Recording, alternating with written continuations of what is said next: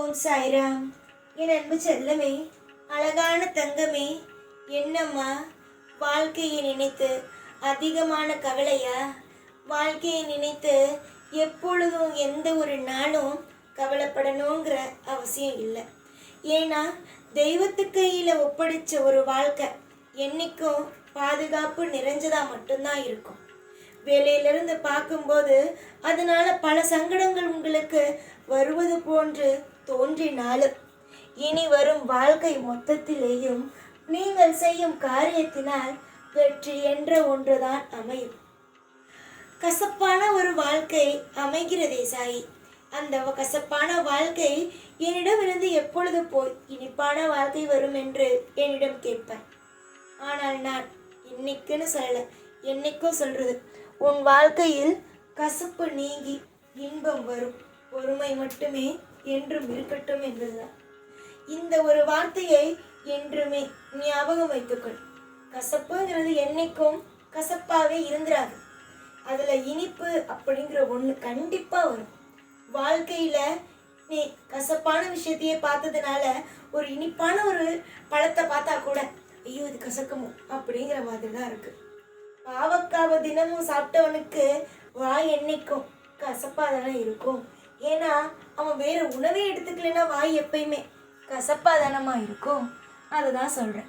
உன் வாழ்க்கையில் கசப்பை மட்டும் பார்த்துட்டேன், அதனால தான் எல்லாமே உனக்கு வெறுப்பாக இருக்குது.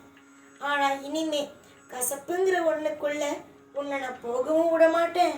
கசப்பு அப்படிங்கிற ஒரு விஷயத்த உன் வாழ்க்கையில் கொண்டு வந்து சேர்க்கவும் மாட்டேன். இனி எல்லாம் சுபிக்ஷமாகவும் எல்லாம் தாராளமாகவும் உனக்கு கிடைக்கும்.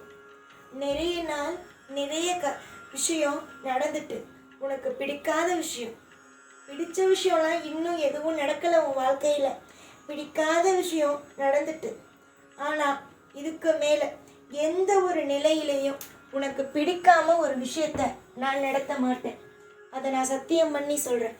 இனிமே எந்த ஒரு விஷயத்தையும் பிடிக்காம அந்த விஷயம் செஞ்சா நீ அழுவ அப்படின்னு தெரிஞ்சு இது முன்னாடி உன் கர்ம வினையால் செஞ்சு உன்னை காயப்படுத்தினல்லவா, இனிமே அந்த மாதிரியான எந்த ஒரு விஷயமும் இனி உன் வாழ்க்கையில் நடக்காது.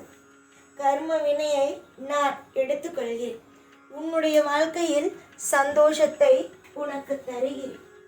இன்று உன் வாழ்வில் நீ தோற்று நிற்பதை பார்த்து பலர் ரசித்து உன்னை கைத்தட்டி சிரிக்கிறார்கள். ஆனால் நான் இனிமேல் வரும் நாட்களில் உனக்கு மற்றவர்களுடைய வாழ்க்கையை பார்த்து நீ கைத்தட்டி சிரிக்கும் அளவுக்கு உன்னுடைய வாழ்க்கையை மிகப்பெரிய ஒரு இடத்தில் கொண்டு வந்து சேர்ப்பேன். தொடர்ந்து கஷ்டம், வாழ்க்கையில் பிரச்சனை இப்படியே ஓடிக்கொண்டிருந்தது. ஆனால் இனிமேல் வாழ்வில் சந்தோஷம், ஐஸ்வர்யம் என்று உனக்கு இனிமேல் அப்படிதான் தோன்றும். வரும், நடக்கும், நீயே பார்த்து வியப்பாய். என்னடா இது, கஷ்டத்திலேயே இருந்தோமே, ஆனால் திடீர்னு நடக்கிறதெல்லாம் பார்த்தா கனவு மாதிரி இருக்கே அப்படின்னு நினைச்சு சந்தோஷப்படுற அளவுக்கு வாழ்க்கையில் இன்புங்கிற ஒன்று நடக்கும். தொடர்ந்து நிறைய காரியத்தில் முயற்சி செஞ்சு தோல்வி அடைஞ்சு என்கிட்ட நீ வந்து சொன்ன விஷயம், இதுக்கு மேலே முயற்சி செய்கிறதுக்கு என்கிட்ட தெம்பு இல்லை. என் குடும்பத்தை பத்திரமா பார்த்துக்கணும், நல்ல விஷயம் நடக்கணும் அப்படின்னு ஆசைப்பட்டேன். நான் இன்னைக்கு ஒரு விஷயத்த உங்ககிட்ட சொல்கிறேன்.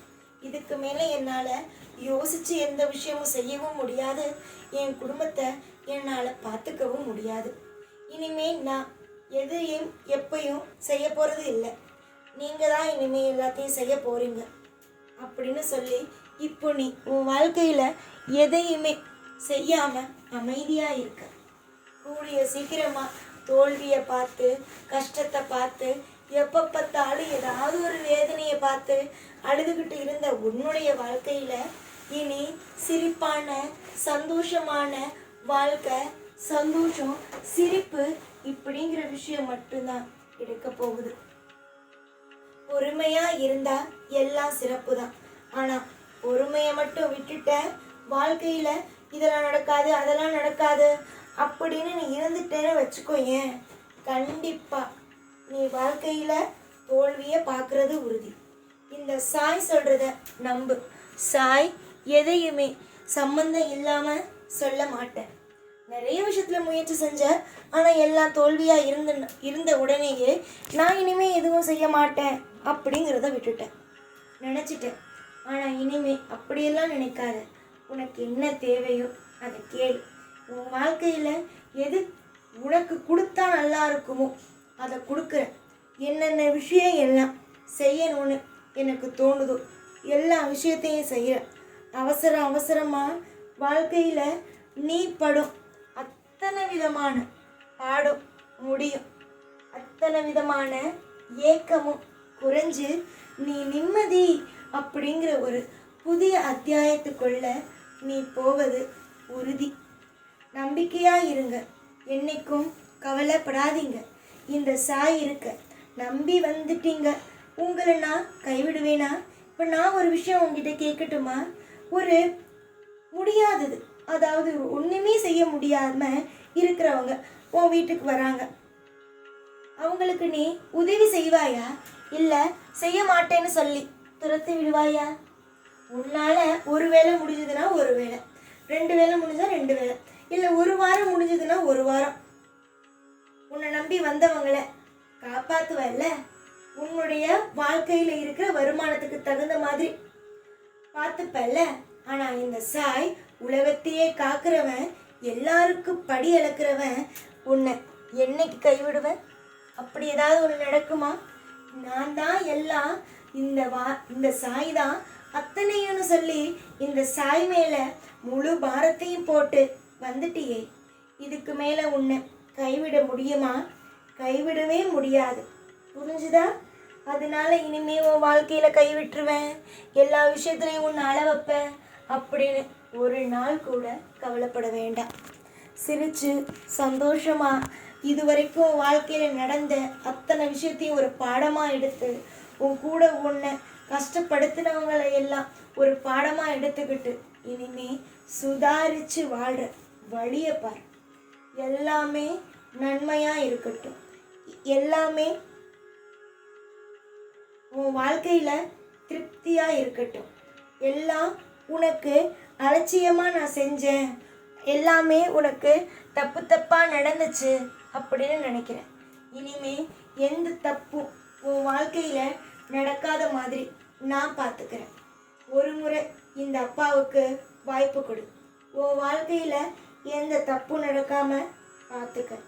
சந்தோஷமும் சகல ஐஸ்வர்யமும் என்னைக்கும் இருக்கட்டும். தொடர்ந்து நீ முயற்சி செய்கிற காரியத்தில் வெற்றி கிடைக்கும்.